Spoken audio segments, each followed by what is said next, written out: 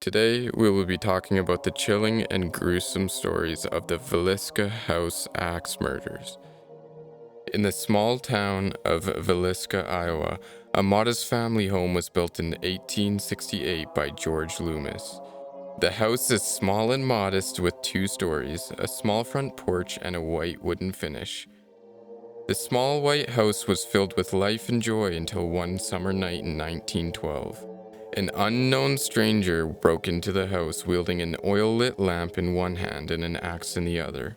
The stranger entered through the front door, making his way to the stairs up to the second level. He roamed the top level of the house for a few minutes, waiting to make a move. After keeping quiet, just rooms away from being detected, he slowly twists the doorknob on Mr. and Mrs. Moore's bedroom. He quietly enters the room, wielding the axe, walking as gently as possible, being sure not to alert the sleeping mother and father. Before he is detected, the stranger makes his first move, bludgeoning the parents with the axe until they lie lifeless in the bed. The unknown intruder exits the room almost as quietly as he entered, making his way into the children's bedrooms located on the second level. Again, he enters the room silently, being sure not to awaken the children. The intruder then swings at the children until they lay still. The stranger then continues to make his way back downstairs to the final bedroom. Once more, he enters silently and beats the inhabitants to their death. In total, the stranger took the lives of 8 people that night with no weapon but an axe. The next morning, the house that had been traditionally filled with joy and excitement remains as quiet as the cold, severed bodies on their beds. Over time, the neighbors became suspicious about the lack of presence in the proximity of the house and alerted family members of the strange, eerie state of the home.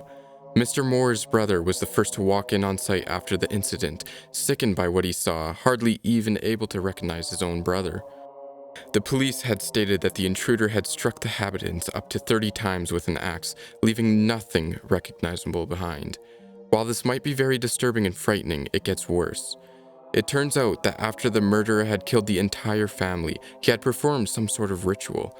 It is said that the killer covered all the family's heads with sheets and clothing, whatever he could find. Moving throughout the rest of the house, he covers all the mirrors and windows with their blood.